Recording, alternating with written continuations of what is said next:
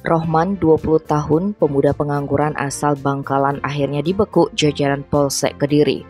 Pemuda ini nekat menggasak 4 buah tabung gas ukuran 3 kg di rumah potong ayam di Kecamatan Kediri, Tabanan.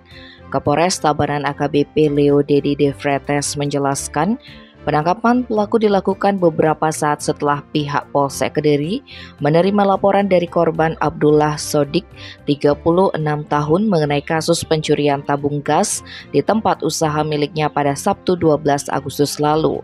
Adapun kronologi kejadian menurut Kapolres Leo, pada Sabtu 12 Agustus korban Abdullah Sodik dibangunkan karyawannya yang bernama Muhammad Sobriyadi. Dikatakan jika di rumah potong ayam miliknya telah terjadi pencurian 4 buah tabung gas ukuran 3 kg dengan pelaku Rohman yang pernah menjadi karyawan korban. Mendengar laporan tersebut pada pagi hari, korban melaporkan kejadian tersebut ke Polsek Kediri. Korban melaporkan kejadian tersebut karena kasus pencurian yang dilakukan pelaku ini adalah kasus yang kedua.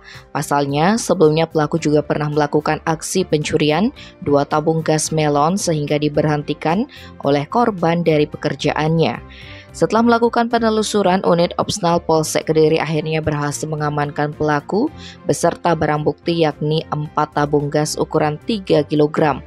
Adapun alasan pelaku melakukan pencurian tabung gas karena faktor ekonomi dan tidak memiliki pekerjaan setelah diberhentikan dari rumah potong ayam milik korban.